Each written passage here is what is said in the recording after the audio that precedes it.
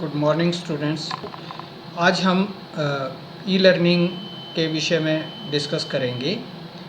E learning के विषय में हम जो बिंदु डिस्कस करेंगे वो इस प्रकार से हैं। ई लर्निंग से क्या अभिप्राय है, इसका प्रयोग कहाँ हो रहा है, इसकी विशेषताएं क्या हैं और इसके मूल घटक क्या हैं। सबसे पहले हम ई लर्निंग कॉन्सेप्ट को समझने की कोशिश करेंगे। ई लर्निंग से हमारा अभिप्राय इलेक्ट्रॉनिक लर्निंग से है। इस प्रकार की लर्निंग में अध्यापक और विद्यार्थी में अंतःक्रिया करने के लिए ऑनलाइन तकनीक का प्रयोग किया जाता है। रोजनबर्ग के अनुसार ई लर्निंग से अभिप्राय है इंटरनेट के ऐसे उपयोग जिनके द्वारा ज्ञान और कार्यक्षमता में वृद्धि के विभिन्न रास्ते खुल जाएं। अगर हम अपनी प्राचीन शिक्षा पद्धति को देखें तो उसमें हमारी शिक्षा जो थी वो गुरुकुलों में दी जा सकती थी और ज़्यादातर शिक्षा जो थी वो मौखिक शिक्षा दी जाती। मौखिक शिक्षा से हम लिखित शिक्षा की तरफ गए, जिसमें हमारे सामने पाठ्य पुस्तकें, नोटबुक्स, लिखना, इस तरह के विषय वस्तु हमारे सामने आई। आधुनिक काल में, आजकल के समय में ई लर्निंग का बहुत महत्व है। ई लर्निंग का प्रयोग हम अलग अलग जगहों पे कर रहे हैं, जिसमें से कुछ निम्नलिखित हैं। कंपनियों में अपने कर्मचारियों को प्रशिक्षण प्रदान करने के लिए ई लर्निंग का सहारा लिया जाता है। ऑनलाइन रिसोर्सेज का सहारा लिया जाता है। दूरस्थ शिक्षा के लिए आपको आज की डेट में वीडियो लेक्चर अवेलेबल होते हैं, ऑनलाइन मटेरियल मिल जाता है। आप नेट से कोई किसी भी चीज़ को के बारे में मटेरियल प्राप्त कर सकते हैं। तो ये सारा ई लर्निंग से ही जुड़ा हुआ। शैक्षिक वेबसाइट के लिए, पढ़ने पढ़ाने के लिए आजकल आपको पता है कोविड-19 के टाइम में गूगल मीट, जूम, इस तरह के ऐप हम बच्चों को पढ़ाने के लिए प्रयोग कर रहे हैं। इसके साथ साथ वीडियो लेक्चर, और उसी कड़ी में आज हम भी एक वीडियो लेक्चर बना रहे हैं जिसका मुख्य विषय ही ई लर्निंग है कि ई लर्निंग हमें किस तरह से सहायता करती है। अब आता है ई लर्निंग की विशेषताएं। ई लर्निंग की निम्नलिखित विशेषताएं हैं। नंबर 1, अधिगम प्रक्रिया को प्रभावशाली बनाना।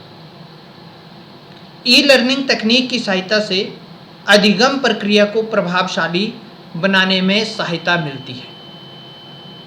हम अपने विषय वस्तु को अधिक अट्रैक्टिव बना सकते हैं, इफेक्टिव बना सकते हैं, जिससे कि बच्चे ज़्यादा से ज़्यादा सीख सकें। अगर हम बच्चे को किसी स्थान को बारे में पढ़ाने से पहले उस बच्चे को उस स्थान को दिखा दें तो उसका अधिगम जो है वो अधिक होगा। तो ई लर्निंग के माध्यम से हम विषय वस्तु को अधिक प्रभावशाली बना सकते हैं। दूसरी इसकी विशेषता है लचीली और ज्ञानपूर्ण शिक्षण विधि। ई लर्निंग की शिक्षण विधियां व्यापक ज्ञान से भरपूर होती हैं। हम एक्स्ट्रा ज्ञान जो है, नॉलेज जो है बच्चों को दे पाते हैं और जिसका लाभ जो है वो अधिगमकर्ता को, सीखने वाले को मिलता है। हम ज़्यादा विस्तृत बच्चे को बता पाते हैं। तीसरी ई लर्निंग की विशेषता है सुविधा अनुसार अधिगम। ये सबसे बेस्ट है इसमें कि विद्यार्थी अपनी सुविधा अनुसार सीख सकते हैं। इसमें वीडियो कॉन्फ्रेंसिंग, टेली कॉन्फ्रेंसिंग के माध्यम से, गूगल क्लासरूम के माध्यम से बच्चे को जो है वो सिखाया जाए। वीडियो कॉन्फ्रेंसिंग एक बार रिकॉर्डिंग कर ली गई तो उसको बच्चा जब मर्जी सुने। टेली कॉन्फ्रेंसिंग में भी इसी तरह से है। तो हम बच्चों को यानी कि उनकी सुविधा अनुसार जो है वो बच्चा उससे सीख सकता है। जब उसके पास समय है वो अपनी सुविधा के अनुसार जो है वो सीख पाता है। उसके बाद है ज्ञान प्रबंधन। ई लर्निंग द्वारा ज्ञान का प्रबंधन आसानी से किया जा सकता है। इस प्रणाली द्वारा अधिगम के उद्देश्यों को स्थापित करने के साथ साथ उन उद्देश्यों की प्राप्ति में अर्जित प्रगति को आसानी से जांचा जा सकता है। ई लर्निंग के माध्यम से ऐसे टूल्स हैं जिनके माध्यम से बच्चे ने क्या सीखा, कितना सीखा, हम आसानी से जांच सकते हैं। तो ई लर्निंग का एक ये पहलू है कि ज्ञान का प्रबंधन, कि हमें कितना आ गया, कितना हमने सीखा है, कितना हम जो है वो उद्देश्यों की प्राप्ति कर सके। तो ई लर्निंग के माध्यम से हम इसकी भी जांच कर सकते हैं। मूल्यांकन में शीघ्रता। ई लर्निंग के माध्यम से अधिगम प्रक्रिया का तुरंत मूल्यांकन किया जा सकता है। हमें इंतजार करने की जरूरत नहीं, हम इमीडिएट बच्चों का मूल्यांकन कर सकते हैं। जिस विषय को पढ़ाया उससे संबंधित 8-10 प्रश्न क्विज के रूप में हम बच्चों को देंगे और बच्चे उन क्विज़ेस को अटेंड करेंगे और जैसे ही बच्चा अटेंड करेगा उसको पता चल जाएगा कौन सा उत्तर सही है, कौन सा उत्तर गलत दिया उसने। यानी कि एकदम हम उसका मूल्यांकन कर सकते हैं। अधिक विस्तृत संप्रत्य। ई लर्निंग में 2 चीज़ों की आवश्यकता होती है, कंप्यूटर और व्यक्तियों का प्रयोग। ई लर्निंग जो कॉन्सेप्ट है में कंप्यूटर और व्यक्तियों का ही प्रयोग किया जाता है और इसमें जो सिखाया जाता है, इसमें जो एरिया है वो बहुत वास्ट है। हम बड़े आसानी से जो है वो उसको हम प्राप्त कर सकते हैं। नेक्स्ट है ई लर्निंग के मूल तत्व, core element of e learning. अब ई लर्निंग को करने के लिए सबसे इंपॉर्टेंट है ई लर्निंग से संबंधित सामग्री। जिस विषय को हम बच्चे को पढ़ाने जा रहे हैं उससे संबंधित ऐसी सामग्री जो उसको दी जा सके और ई लर्निंग के माध्यम से वो शिक्षा प्राप्त कर सके। तो सबसे इंपॉर्टेंट है ई लर्निंग का जो मूल तत्व है, कोर एलिमेंट है, जिसको हमें ध्यान देना चाहिए, वो है शिक्षा शास्त्र, पेडागोजी। ई लर्निंग में शिक्षा शास्त्र का भारी महत्व रहता है। अब शिक्षा शास्त्र है क्या? पढ़ने और पढ़ाने का विज्ञान।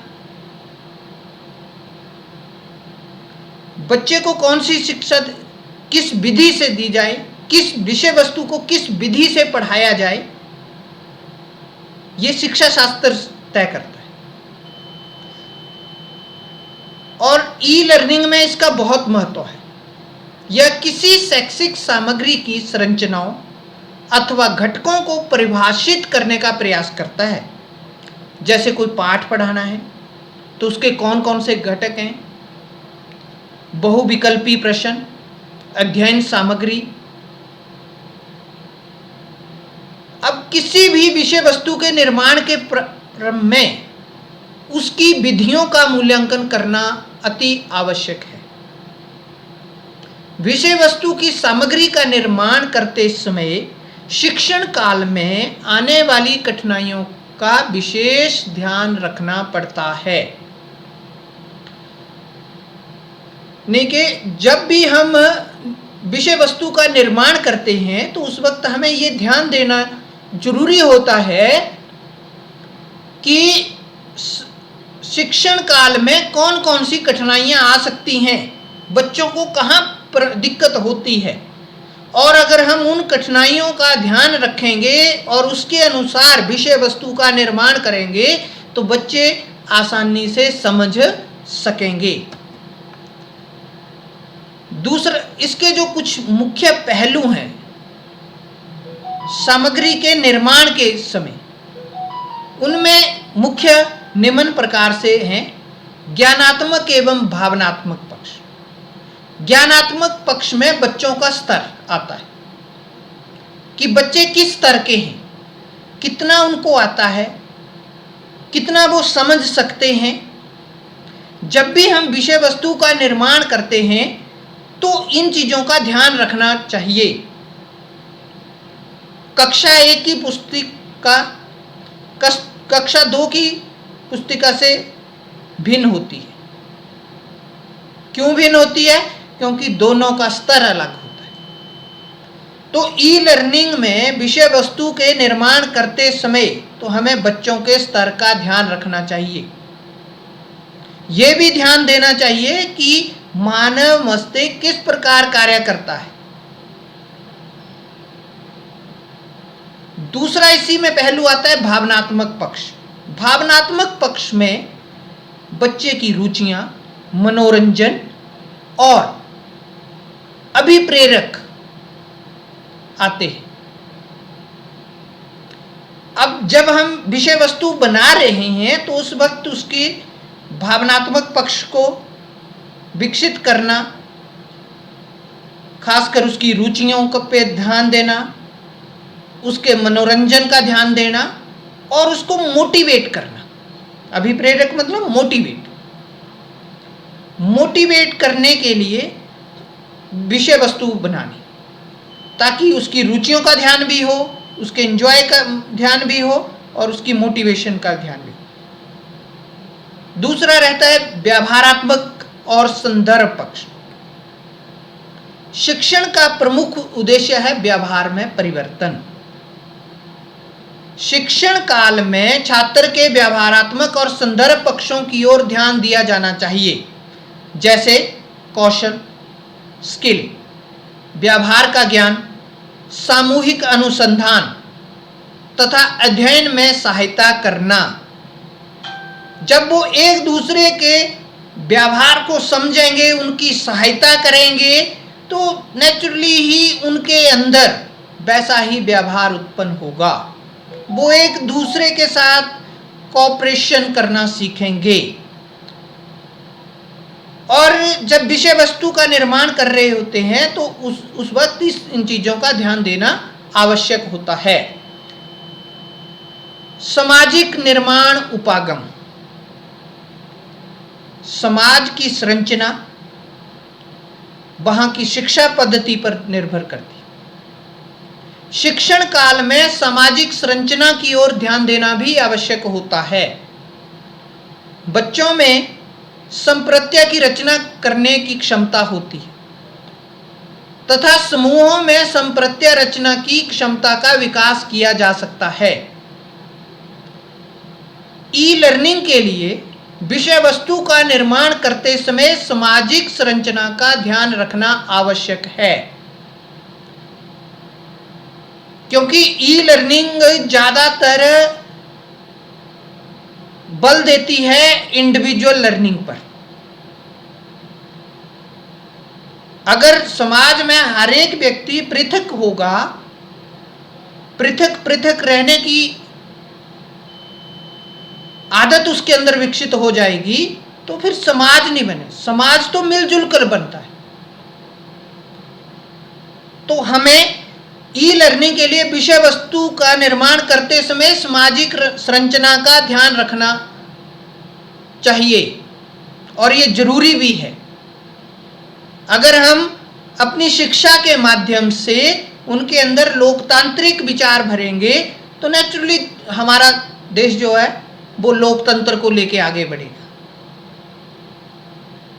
लेकिन अगर कोई अन्य भावना के साथ आगे बढ़ेंगे तो फिर लोकतंत्र चलाए रखना कठिन हो जाएगा। तो हमें इन बातों का ध्यान जो है अपनी सामग्री का निर्माण करते, इसमें निर्देशन सामग्री का निर्माण करते वक्त देना है। अनुदेशनात्मक रूपरेखा। सबसे पहले शिक्षा के लिए जरूरी होता है पाठ्यक्रम। पाठ्यक्रम को निर्धारित करने के उपरांत अनुदेशन सामग्री तैयार की जाती है, इंस्ट्रक्शनल मटेरियल, और इस दौरान अध्यापकों के समूह की सहायता ली जा सकती है। ई लर्निंग के लिए पाठ्यक्रम की रूपरेखा तैयार करने के लिए विद्यार्थियों के स्तर का अवश्य ध्यान देना चाहिए कि हम किस स्तर के विद्यार्थियों के लिए विषय वस्तु बना रहे हैं। ई लर्निंग के कुछ मूल तत्व और भी हैं, जिनमें आता है मानकीकरण, स्टैंडर्डाइज। ऐसे मानक भी निश्चित होने चाहिए जिन पर अनुदेशनात्मक सामग्री खरी उतरे।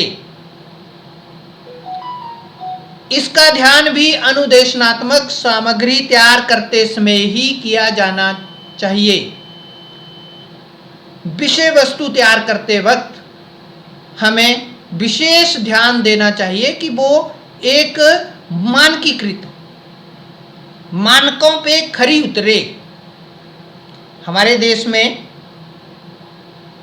विषय वस्तु तैयार करने की जो जिम्मेवारी है वो या तो एससीईआरटी के पास होती है और या एनसीईआरटी। जितनी भी विषय वस्तु तैयार होती है वो उनको एससीईआरटी और एनसीईआरटी जो है वो फाइनल करती है कि वो सही है या गलत है।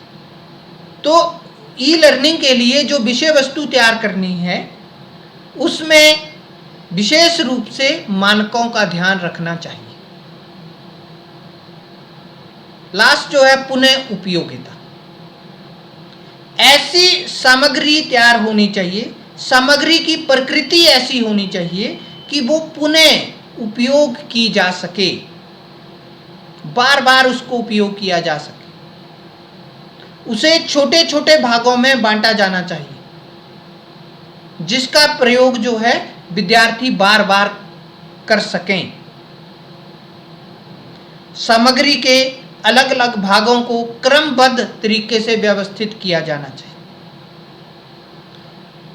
अगर सामग्री छोटे छोटे भागों में होगी, व्यवस्थित होगी, तो विद्यार्थी उसको बार बार उसका प्रयोग कर सके। तो ई लर्निंग के लिए हमें विषय वस्तु को